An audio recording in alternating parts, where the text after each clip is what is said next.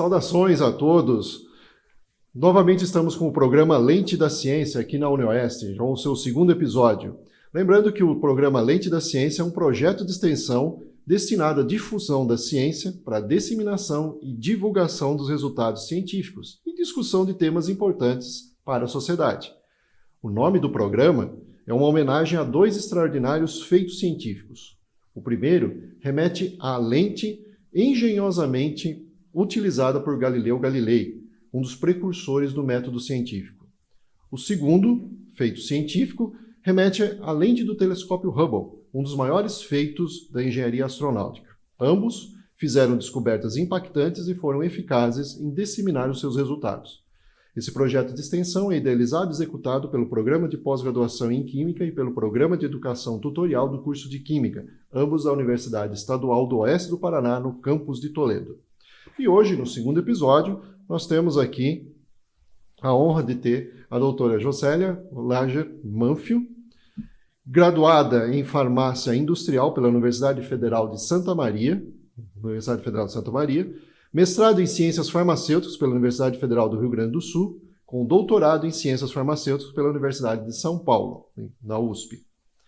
Tem especialização em MBA na Gestão Estratégica, aperfeiçoamento em STC Executivo, Skill, Tools e Competências, e é professora na UTFPR e coordenadora local do estudo conduzido pelo Hospital Moinhos de Vento de Porto Alegre. E esse será o nosso tema de hoje, falarmos sobre o impacto da vacina Pfizer para a prevenção de infecção sintomática, né? Aqui na cidade de Toledo, que faz parte do estudo da doutora Josélia. Seja bem-vindo ao nosso programa. Muito obrigado por ter aceito o convite. Olá, é um prazer enorme estar aqui com vocês hoje. Me sinto honrada de estar contribuindo com esse projeto, né, que é extremamente importante a gente divulgar a ciência na nossa população e, de certa forma, esclarecer dúvidas, né? E por que não falar de um projeto de pesquisa clínica inédito aqui em Toledo, né? Então é uma honra estar aqui e espero poder estar contribuindo com vocês. Nós aqui agradecemos. E já partindo para o assunto, então, como nós estamos tratando de vacinas e especificamente é um estudo bastante interessante, de grande impacto, né? Eu gostaria que você falasse um pouquinho desse projeto, está sendo desenvolvido em Toledo, mas na verdade ele é bastante amplo, e também como que surgiu essa ideia e por que Toledo. Então, deixar à vontade que vocês falem um pouquinho desse projeto para nós. Bom, então vamos lá. Tudo na vida tem um lado bom, né, e o lado ruim. Então a pandemia, né, trouxe uma série de dificuldades, né, para todos nós, né, mas ela acabou contribuindo para algumas áreas da ciência, vamos dizer assim. E uma das áreas que se beneficiou, onde a gente teve muito trabalho e muito avanço, né, foi com certeza a área de desenvolvimento de vacinas, tá? Trabalhar com vacina não é algo novo na humanidade, né? Há mais de 200 anos a gente aprendeu como se faz vacina e o benefício das vacinas. Se não fossem elas, muitas doenças, né, não teriam sido controladas, não teriam sido erradicadas, né? Então a gente tem o exemplo da poliomielite, né, que o último caso que aconteceu aqui no Brasil foi, me parece que em 1989, né? E depois em 1994 a gente recebeu uma certificação da Organização Mundial da Saúde, né? Por conta de termos conseguido via vacinação, via Zé Gotinha, né? Erradicar a polio, né? Então eu conheço pessoas com mais de 60 anos que têm deficiências, né? Foram reações que trouxeram lesões permanentes porque tiveram poliomielite quando eram crianças, né? Então, hoje em dia, se a gente tem jovens sem sequelas de poliomielite, é graças à vacinação. Então, vacina não é algo novo, né? Elas estão aí. Com a pandemia, o que aconteceu? O mundo todo se viu obrigado a resolver uma situação que não estava atingindo um país, um continente, mas estava atingindo o planeta, né? Então, o que se fez? Se aproveitou muito do conhecimento que já existia nessa área, né? E se buscou novas tecnologias, né? Que também já estavam sendo estudadas, como já estava se estudando vacinas anti-câncer, por exemplo, que usa justamente essas tecnologias, né, de RNA e de DNA. Então, não era algo novo, né? Então, conseguiu se focar nesse desenvolvimento, né, para que a gente rapidamente tivessem as vacinas, né? E aí, com a chegada das vacinas, a gente conseguiu, de certa forma, controlar a pandemia, tanto é que o momento que a gente está vivendo hoje é graças a isso. E Toledo acabou se tornando uma referência, né, devido à cobertura vacinal. Perfeito. Então, quando a gente está falando de pacientes adultos, ou seja, acima de 12 anos de idade, né, Toledo é referência, né? Inclusive, a gente recebeu vários órgãos de imprensa, jornais, revistas, rádios, né, inclusive de outros países, questionando, né, como que Toledo se tornou referência. Tá? E, de certa forma, isso atraiu um projeto, né, de pesquisa que visava avaliar a efetividade da vacinação em uma população, né? Então, esse protocolo foi previsto por 2 investigadores do Hospital Moinhos de Vento, de Porto Alegre, né?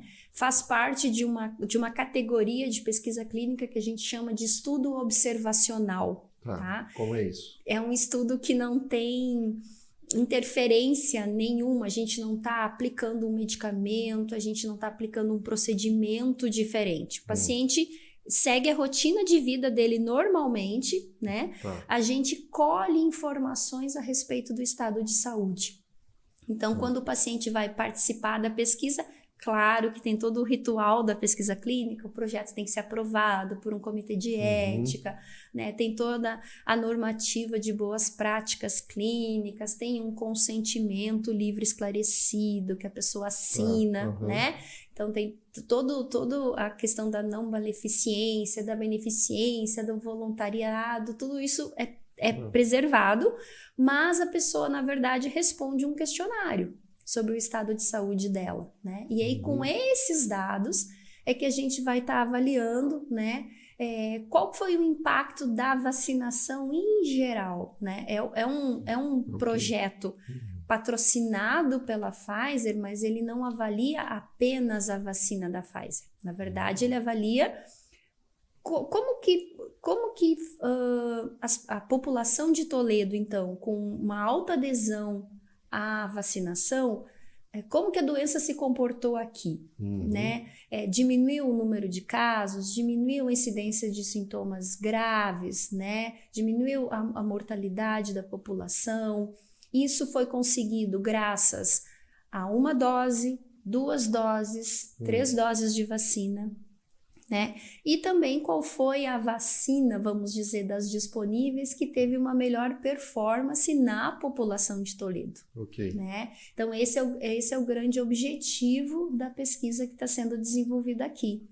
E como o Covid trouxe, né, uma realidade científica até então não conhecida, né, por nós cientistas, vamos chamar assim, pessoal da área da saúde, nós nunca tínhamos vivido uma situação, né, de tanto tempo em pandemia, né? Se demorou um certo tempo para entender como que funcionava, qual que era a melhor tratativa em relação aos pacientes. Então, foi um longo aprendizado também, né?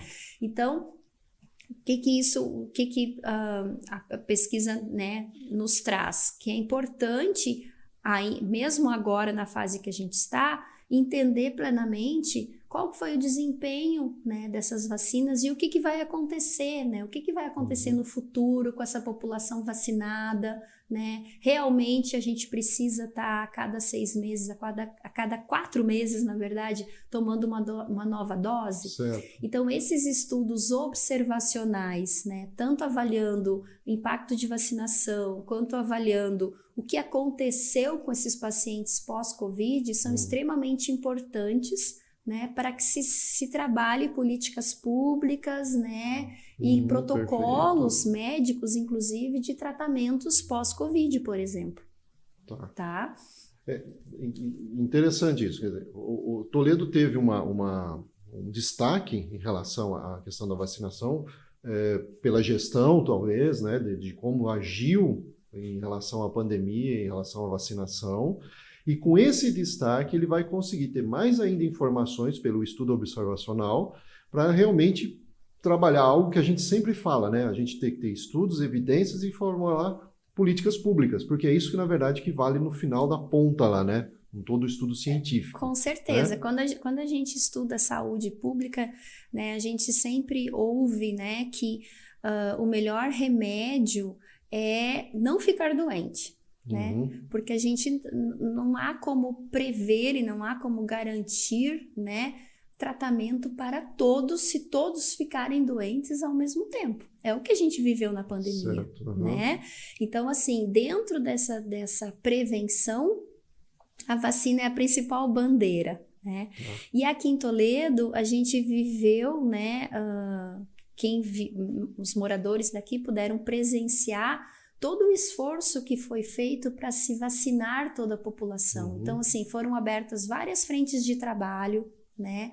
Muitas pessoas foram contratadas, muitos voluntários, né? É importante destacar que esse projeto é uma parceria entre o Hospital Moinhos de Vento, né, de Porto Alegre, a Secretaria de Saúde de Toledo e a Universidade Federal do Paraná, né, do curso de Medicina. Então, é como se esses três atores juntos, né, tivessem trabalhando em prol de gerar dados, gerar informações científicas a respeito do que se esperar daqui para frente, né? De qual foi o efeito da vacinação na população e o que se esperar. E voltando ao caso da Secretaria de Saúde, que não mediu esforços em vacinar toda a população. Certo. Então, nós tínhamos vários postos, né, de vacinação espalhados pela cidade inteira, né? Eu, como moradora de Toledo, não tive a menor dificuldade de fazer a primeira dose, a segunda dose, a terceira dose, né? Então, eram locais extremamente organizados, né? Com bastante flexibilidade de horários e de dias, né? Então, a pessoa que está trabalhando conseguia fazer a sua vacinação com uma certa facilidade. Então, tudo isso contribuiu, né, para que a população tivesse um alto índice de cobertura, né? E por que isso é importante, né? Uma, porque protege a própria comunidade, né? Então, eu sempre falo que a gente não se vacina ou a gente não deveria se vacinar pensando exclusivamente na nossa saúde. Na verdade, a gente se vacina porque a gente quer erradicar uma doença.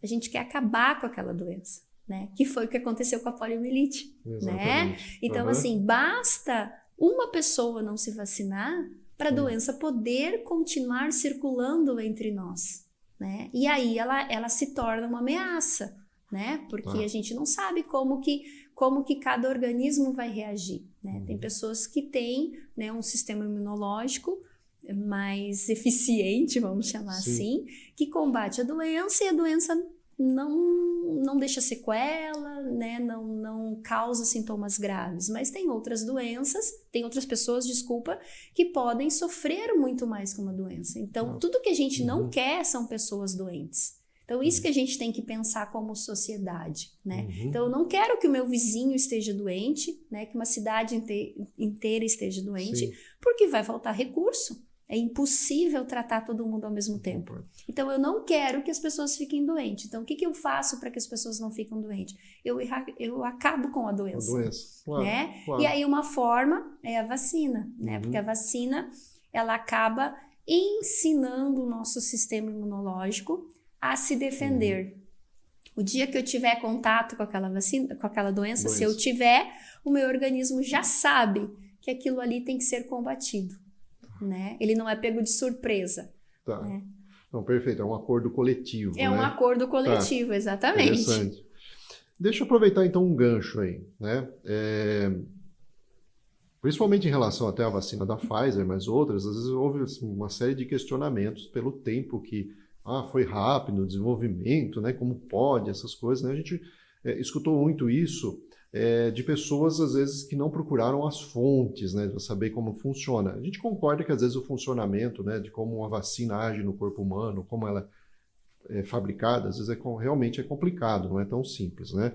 Até eu vou pegar aqui uma parte do que está no texto do site da Sociedade Brasileira de Imunologia, né? Depois isso vai estar no link ali do YouTube, né, para o pessoal, que é sbin.org.br, e que ela coloca que, né, que o RNA sintético, especificamente da vacina da Pfizer, né, ela vai ensinar o organismo a fabricar a proteína S do Covid, né, do SARS-CoV-2, né, que é, na verdade, o responsável pela ligação com as células e aí a infecção propriamente dita, né.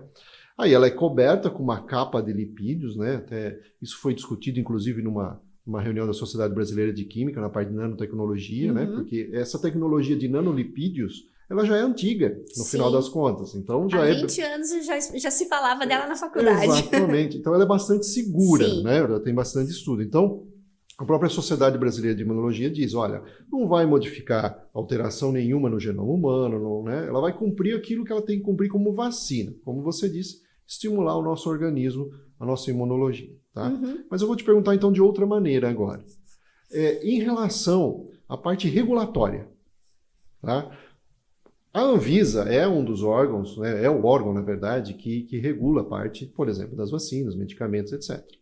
E é considerado um órgão bastante eficiente, até comparado com outros no mundo. Né?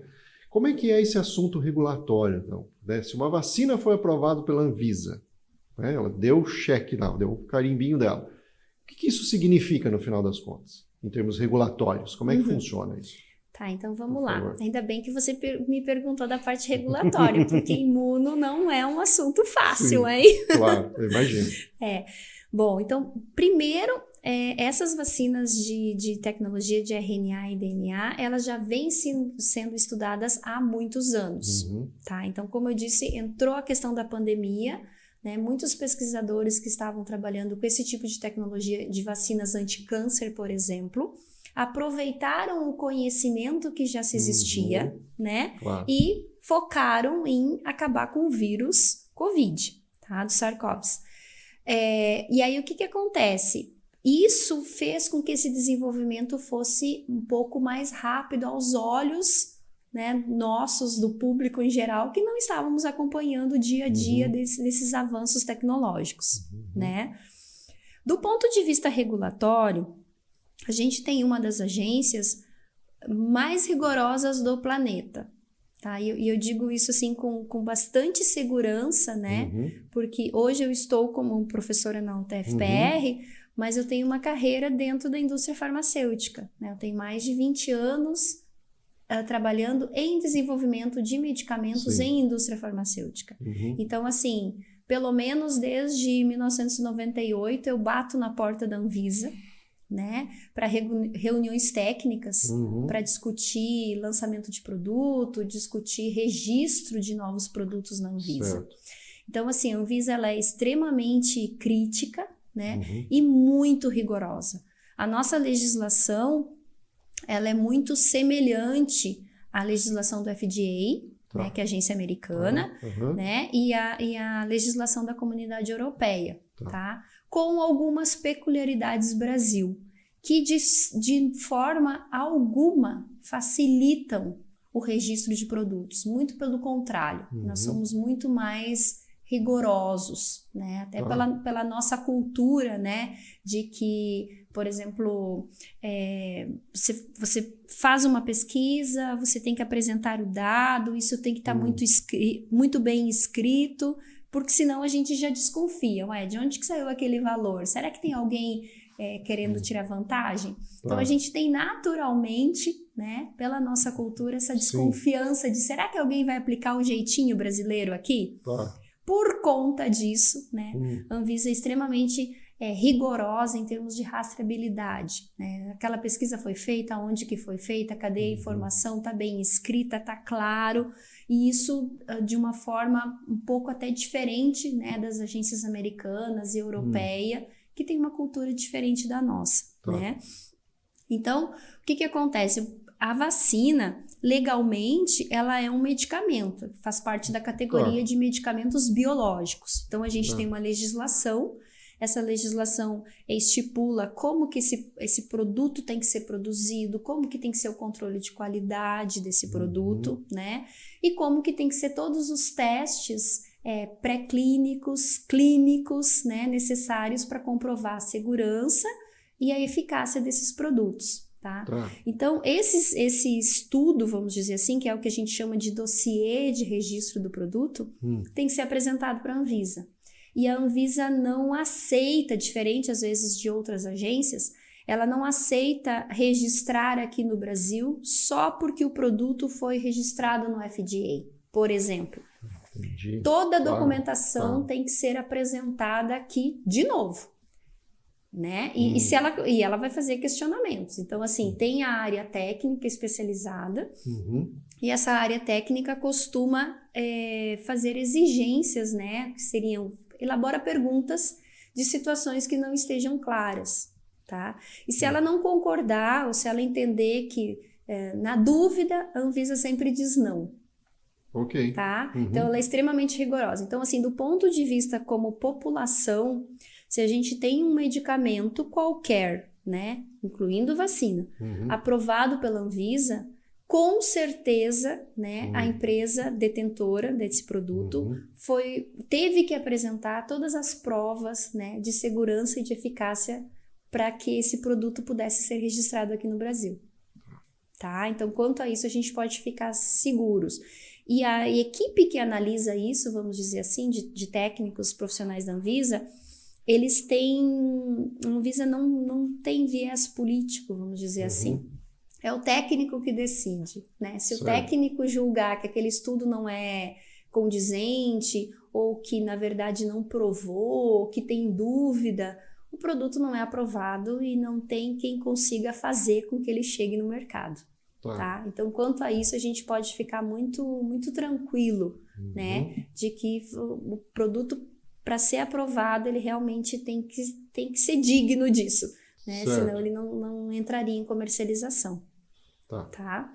Então, claro que numa situação de pandemia, a gente teve alguns ritos regulatórios agilizados, né? Porque precisava-se urgentemente, né, da vacina. Então, a gente teve algumas etapas regulatórias, né, que coisas que às vezes demoravam 6 meses para serem analisadas, foram analisadas em tempo bem menor.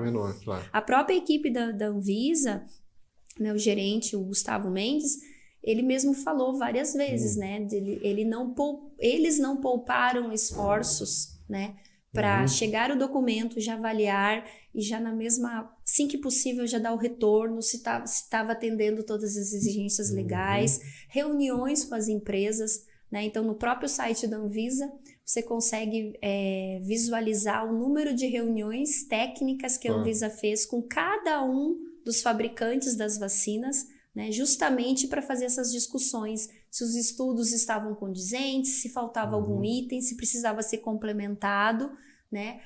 E a Anvisa só liberou quando ela entendeu que era possível liberar. Tá? Então, dentro do rito regulatório, acelerou-se o processo? Sim, acelerou-se sem se perder a qualidade necessária. Perfeito. Isso é importante. Então, acelerou sem queimar a etapa. Porque antes a gente falava assim, que o desenvolvimento leva tempo. Sim, o desenvolvimento leva tempo. Mas só para você ter um comparativo, um medicamento genérico, por exemplo, que não tem nada de novo, né? Que é um medicamento em que ele é desenvolvido frente a um medicamento referência, ele é comparado frente a um medicamento referência. O rito de registro de um medicamento genérico é em torno de 2 a 3 anos. Tá? Então, significa que se desenvolveu essa formulação genérica lá na indústria, tá? Esse tempo de desenvolvimento na indústria hoje está em torno de 3 anos também. Tá? Então, assim, começamos a fazer o nosso genérico aqui na Unioeste hoje. Tá? Daqui a 3 anos, mais ou menos, a gente vai estar com todos os estudos prontos necessários para solicitar o registro desse genérico. Esse genérico, então, esse dossiê é protocolado na Anvisa. Entre 2 a 3 anos, você vai ter o retorno do entendeu? Então, por isso que leva tempo, Tá? No caso das vacinas, isso foi agilizado porque não se tinha tempo, né? Sim, Não dava para esperar todo esse rito, Uhum. né? Então houve sim uma aceleração sem perder a qualidade, mas para que rapidamente o produto pudesse. Se todos os estudos estão prontos, então vamos rapidamente analisar os estudos prontos e dar o veredito. Uhum. Não vamos botar o produto na fila. Vamos Entendi. pular a fila, vamos passar ali na frente, Isso. vamos analisar e já vamos dar o retorno para a sociedade. Então, esse foi o pensamento da Anvisa, né? E isso agilizou bastante o início da vacinação aqui no Brasil. Perfeito, perfeito. Bem importante você esclarecer isso, né? Para que as pessoas possam entender que não se queima etapas, mas você pode agilizar Com certeza, etapas. se pode agilizar, exatamente. Então, perfeito. Deixa eu só voltar um pouquinho, então, ao teu projeto, desculpa, mas o projeto que você está ajudando a coordenar. A faixa etária que vocês estão trabalhando é acima de 12 anos para cima, é isso? Isso. Na verdade, agora a gente está falando de 2 projetos. Tá. A gente tem o projeto que a gente chama do estudo adulto, né? Então, foi um projeto idealizado, submetido à CONEP no ano passado, aprovado, e a gente começou o estudo aqui em Toledo no dia 3 de novembro. Tá. Nesse projeto, né, critérios de inclusão, né? População em geral de Toledo com 12 anos, acima de 12 anos, 12 anos ou mais, tá? Então, condição para participar do estudo tinha que ser residente em Toledo, né? Ter sintomas respiratórios, uma solicitação de um teste, na época PCR, hoje, né, teste de antígeno, né, teste rápido, e a pessoa queria participar do projeto. Tá? Então, esse projeto visava a inclusão de 4.500 participantes, né? No dia de hoje, a gente está com 4.487 inclusos, então a gente está quase finalizando o projeto, né? E no decorrer, né? Então, como eu comentei, a gente começou em novembro. Então, o que aconteceu? Lá no final do ano, a gente teve toda aquela discussão, né? Da apresentação dos estudos das vacinas para se começar a vacinação de crianças, né, a partir de 5 anos. Certo. Então, a gente elaborou um segundo projeto, né, visando avaliar especificamente a efetividade da vacinação no público infantil, também aqui em Toledo, né, envolvendo, então, crianças de 5 a 11 anos de idade. De 5 a 11. Então, esse segundo projeto, né, que é o projeto pediátrico, que a gente chama, está começando nessa semana. Tá? Perfeito. Então, e novidade fresquinha. Novidade fresquinha. Tá. E aí, esse segundo projeto, ele tem, assim, uma importância muito grande para a comunidade toledana, porque no caso da população adulta, a gente tem uma adesão, né, à vacinação muito alta, né, que trouxe destaque para a nossa cidade. Então, significa que você, adulto, morador de Toledo, entendeu a importância da vacinação, entendeu a importância da gente combater a doença, né, e foi se vacinar. Certo. Só que esse mesmo adulto, né, que é pai ou mãe, não levou o seu filho para se vacinar, porque a gente tem uma baixa cobertura de vacinação, tá? E isso é bastante preocupante, né? Porque se a gente começa a resolver a doença na população adulta e a gente não tem vacinação na população infantil, a gente pode deixar a doença, primeiro, ainda circulando. Claro. Né? Então, assim, aquele adulto que porventura não se vacinou, ou teve uma imunidade mais baixa, ou tem comorbidades, ele fica sujeito a pegar novamente a doença, tá? E a outra que a gente deixa a população infantil exposta, né? E é uma coisa, assim, difícil de entender o porquê disso, né? Porque a gente está falando de vacinas aprovadas pela Anvisa.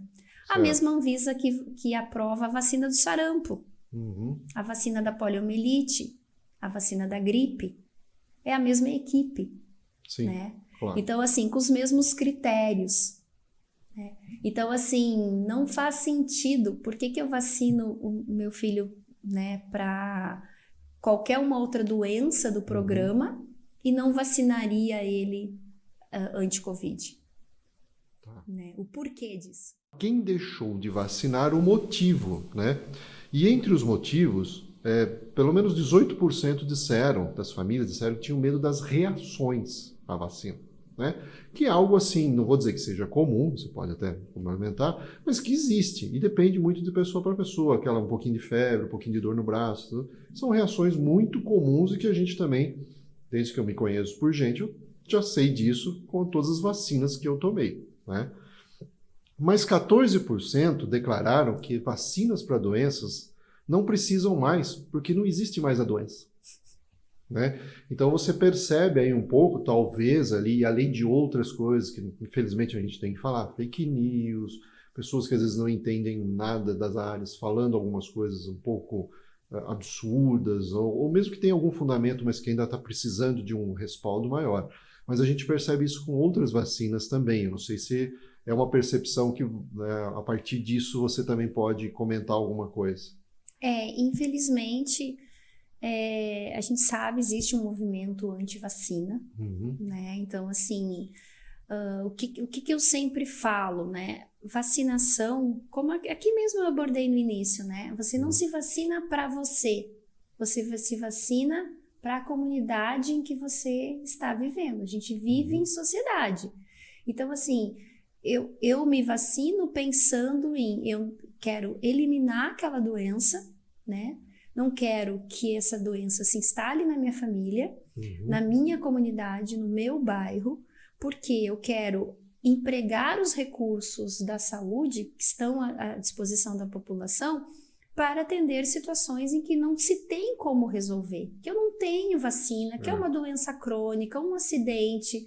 Eu não quero ficar gastando o recurso disponível para tratar algo que a gente resolveria com vacina. Esse é o meu ponto de vista, né? Então, a gente sabe que, infelizmente, às vezes prevalece o individualismo.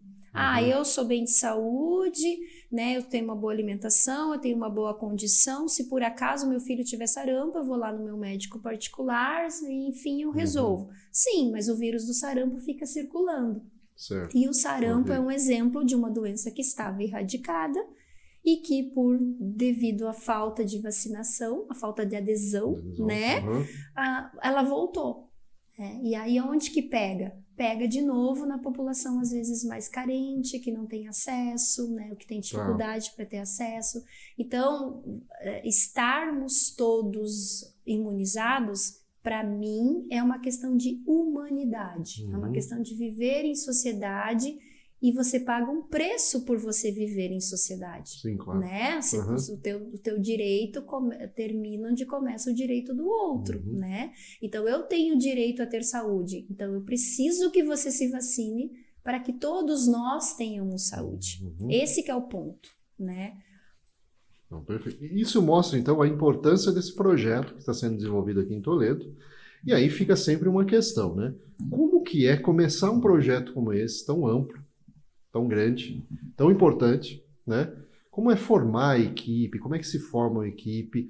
E aí eu sei também, já aproveitando o gancho aqui, eu sei que vocês não podem ainda, obviamente, mostrar os resultados, mesmo porque ainda está em processo, tem toda uma análise estatística, então é uma coisa bem séria, né? Não vai se liberar resultado. Mas o que vocês esperam que um projeto desse, né, ele possa trazer, né? O que ele pode criar, né? Então, duas questões. Como é formada essa equipe, né? Uma equipe bastante grande, pelo jeito. E depois, esses resultados. O que vai surgir de resultados esperados de tudo isso? O que você pode falar para a gente? Aí eu vou ser obrigada a contar a minha história no projeto. Tudo bem, sem problema.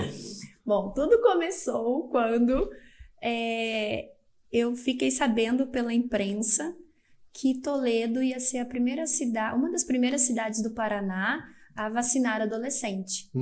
E eu tenho um filho adolescente de 14 anos, né? Daí eu pensei, ufa, graças a Deus, né, que Toledo vai ter esse privilégio. Começou por ali. Na sequência, eu fiquei sabendo que ia haver um projeto de pesquisa, né? E aí eu pensei, né, como eu tenho um histórico de já ter trabalhado com pesquisa clínica, né, aqui em Toledo, num centro de bioequivalência que se chamava Biocinese, eu pensei, nossa, eu aqui em Toledo e uma pesquisa clínica acontecendo aqui, né, algum momento a gente vai ter que se encontrar. E quando eu tive a oportunidade de conversar com o Dr. Michael, e com o Dr. Regis, que são os dois investigadores, né, do Hospital Moinhos de Vento, e eles me falaram, né, de que precisavam de alguém aqui de Toledo que coordenasse a pesquisa. Eu disse para eles, eu sou a pessoa que vocês estão precisando, porque eu não posso perder essa oportunidade, né? Uma que é uma oportunidade histórica. Sem dúvida. Né? Então, sem assim, dúvida. eu nunca, até então, eu nunca tinha vivido, né? A gente estuda em história situações impactantes que aconteceram no planeta, né? Eventos, pandemias, guerras, enfim, né? Descobertas, não só coisas ruins, mas coisas boas também. Só que eu nunca tive a oportunidade de estar vivendo uma situação. Né? Então, assim, quando a gente fala desse projeto, ele é histórico, né? Porque ele vem trazer luz, né? Trazer informação sobre uma situação extremamente impactante, e impactante não em Toledo, não no Paraná, não no Brasil, não na América do Sul, mas no planeta. Então, fazer parte de um projeto dessa natureza é fazer parte da história, né?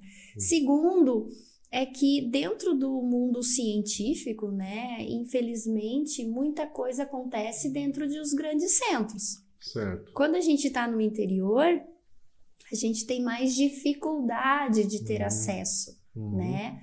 Acesso a tecnologias, acesso a projetos relevantes. Então, assim, de certa forma, a gente fica meio que à margem do lugar onde tudo acontece, vamos dizer assim.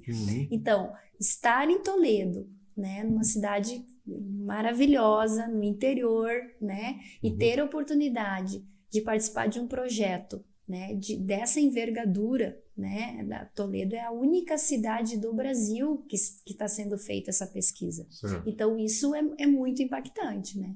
Então, aí, ufa, entrei no projeto. Aí ganhei a missão, né? E agora, por onde que a gente começa? Então, nós estamos dentro das unidades de saúde, né? Então, a Secretaria Municipal de Saúde, por ser parceira do projeto, é apoiadora, né? Ela nos permite que nós estejamos dentro das unidades, né? Então, ela concede para a gente espaço físico para a gente estar. E aí nós temos uma equipe de atualmente 24 pesquisadores, né? Então, esses pesquisadores é uma equipe multidisciplinar, né? Então, a gente tem técnicos de enfermagem, assistente social, né? Farmacêuticos, tá? Que estão fazendo, nutricionistas, que estão fazendo parte do projeto.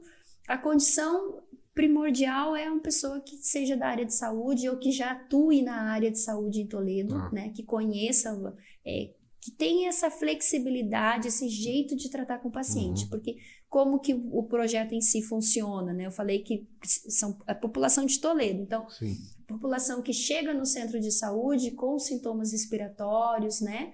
Ela é convidada a participar do projeto. Então, a gente fala do projeto, né, que visa avaliar a efetividade da vacinação na população de Toledo, e que se a pessoa quiser participar, ela pode participar. E o que significa participar? Na verdade, ela vai estar respondendo algumas questões sobre o estado de saúde dela. Né? Se teve Covid ou não, se teve uma vez, 2 vezes, né? Se tem alguma comorbidade e o histórico vacinal, né? Se fez vacina, se não fez, qual foi a marca da vacina que ela fez, o tipo, né? Se fez 1 dose, 2, 3 doses, né? Então, com esses dados em mãos, imagina, 4.500 pacientes respondendo isso pra gente, né? O estatístico do estudo vai ter bastante trabalho, né?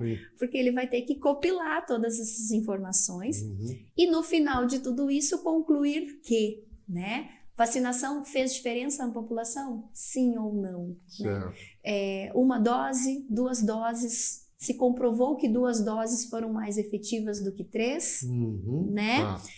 Houve redução dos sintomas, né? No sentido de os sintomas foram mais leves naquela população que foi vacinada, né? População vacinada testou negativo, população não vacinada Testou positivo? Podemos afirmar isso? Tá? São questões que vão ser levantadas e respondidas, espera-se, por essa pesquisa. Exatamente, vão ser os desfechos da pesquisa, né? Então, a gente selecionou esse grupo de pessoas, né? Treinamos, então todas elas receberam treinamento de boas práticas clínicas, tá? De ética em pesquisa, que é super importante, né? E para eles eu tenho certeza que assim está sendo uma experiência muito interessante. Eu tenho algumas pessoas que trabalham com a gente, né, que responderam para mim, né, que não poderiam perder uma oportunidade de trabalhando no projeto de pesquisa. Sempre tiveram curiosidade por pesquisa clínica, né, e nunca tiveram oportunidade de trabalhar na área, né? E que o projeto acabou trazendo isso para elas aqui, né, na cidade onde elas moram. Né? Então, isso é muito gratificante, né? Sem falar que a gente trabalha muitas questões por exemplo, rastreabilidade da informação, né? Então, assim, todo um cuidado com a documentação do estudo, né?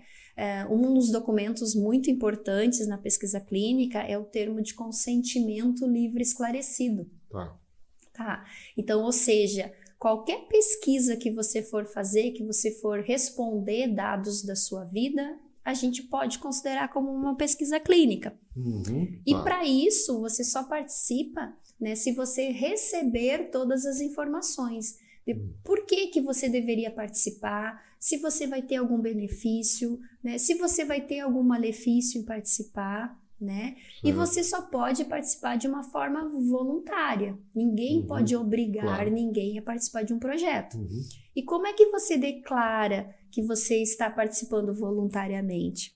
Através da sua assinatura neste documento que a gente chama de termo de consentimento livre esclarecido. É o popular TCLE. Tá?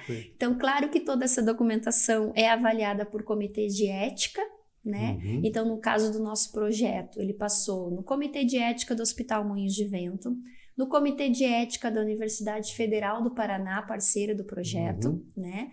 E na CONEP, que é Comissão Nacional de Ética em Pesquisa. Né? Então, essas comissões são comissões independentes, também multidisciplinares. E o que elas avaliam? Elas leem um protocolo, avaliam, né, desde a questão científica, se o protocolo tem um propósito, né, se tem fundamento fazer aquela pesquisa, né, até as questões de proteção do indivíduo da pesquisa, né, do participante. Né, se o termo de consentimento, por exemplo, está bem escrito, se realmente explica como é que funciona a pesquisa com uma linguagem clara e acessível para o participante, né? E aí, se eticamente a pesquisa cumpre todos os requisitos, o protocolo é aprovado e aí a gente pode começar o estudo, né? Lembrando que a gente sempre tem que estar informando o comitê de ética qualquer situação diferente, desvio não previsto, por exemplo, né? E o comitê também serve como um apoio para o participante de pesquisa. No termo de consentimento tem telefone do comitê de ética, tem telefone do pesquisador, né? Então, a qualquer momento o participante pode questionar, né? E também pode retirar o seu consentimento. Não quero mais participar. Você fala que não, né? E a gente, a partir daquele momento, não utiliza mais os dados que a pessoa forneceu. Tá? E uma coisa que eu, até por um lapso não comentei, onde que entra a Universidade Federal nesse projeto? Super importante, né? Então, o participante chega na unidade de saúde, né? Ele é informado sobre a pesquisa, ele é convidado para participar, ele declara que aceita participar através da assinatura do termo, a gente aplica um questionário e aí a gente coleta também uma amostra para PCR. E aí esse PCR, que seria o diagnóstico, é analisado no laboratório da Universidade Federal, campus Curitiba. Então lá é feito tanto o PCR quanto a genotipagem. Então, dos casos positivos, claro, né? Então, o que for considerado diagnóstico positivo, a gente faz a genotipagem para identificar a cepa, né, específica causadora da doença. E aí, algo assim super interessante, porque Quando a gente começou o projeto em novembro, a secretaria ainda dispunha de PCR, né? Chegou lá numa data de janeiro, 21 de janeiro, a gente começou, padrão secretaria, padrão Paraná, a realizar apenas teste de antígeno, tá? Então, ao participar da pesquisa, né, essa pessoa teve a oportunidade de ter o seu diagnóstico via PCR, que é o padrão ouro, né, para o diagnóstico, e além disso, no casos positivos, tem a genotipagem, que a gente consegue dizer exatamente qual foi a cepa, né, causadora da doença. Perfeito, são dados extremamente valiosos que vocês vão ter em mãos, né? Com certeza, e bastante gente envolvida nisso, sim, né? Sim, isso é importante. Isso também acaba sendo uma forma até no futuro de ser um modelo que possa ser seguido em outras situações, né? Que espero que não aconteçam, mas que possam acontecer para outros estudos, né? Eu acho que essas parcerias, essas equipes multidisciplinares, o fato de a gente poder, de vocês poderem colocar pessoas para ver como é uma pesquisa nesse sentido, né? Uma pesquisa clínica, observacional, que às vezes não tinham isso em mente, né? Na área da saúde, e isso depois vai ser, obviamente, ser multiplicado, né? Porque elas vão poder fomentar, e olha, foi assim, desse jeito. Eu acho que isso é bastante importante, além dos próprios resultados que vão ser obtidos nessa pesquisa. Então, vai muito além dos dados brutos e frios, como a gente brinca, né? Vai também além essa questão da formação de equipes, desse modo de gestão, desse modo de trabalhar e, consequentemente, espera-se que isso depois ajude muito, como você mesmo disse, em políticas públicas. Com certeza. E importantíssimo isso. Isso é um fato, assim, que a gente está vivendo aqui na prática, né? Eu fiz um doutorado na USP. Então, assim, circulando lá no Hospital de Clínicas, você encontra muitos estudantes participando de diversos projetos, né? E mesmo da indústria farmacêutica, mesmo quando a gente fala de pesquisa clínica, a gente pensa em grandes hospitais, né? Você nunca passou pela minha cabeça uma unidade básica de Toledo com uma equipe de pesquisa. Isso era, assim, quase que impossível, né? E é uma prática comum dentro dos grandes centros, dos centros referência, vamos dizer assim.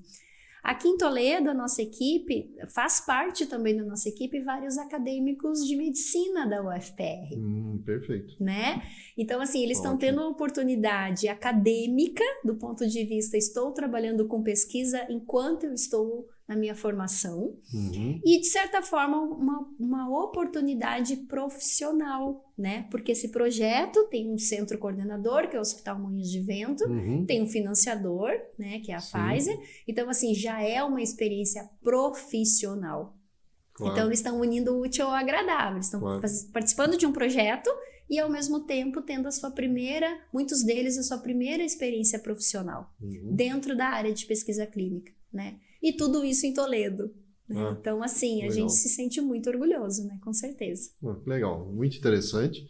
Gostaria de agradecer muito sua participação hoje aqui com esses questionamentos. Acho que é extremamente importante que as pessoas conheçam o projeto, entendam o projeto e toda essa amplitude do projeto, tá? Então, agradeço muito. Com certeza, nós vamos chamar mais no futuro para, quando tiver esses resultados, né, para discutir, quando for possível. Mas nós agradecemos aqui da equipe muito, né, o programa Lente na Ciência. Agradece muito sua participação aqui e, com certeza, outras oportunidades virão. Muito obrigado. Imagina, o prazer é meu, fico à disposição de vocês. Obrigado. Pessoal, até a próxima, então.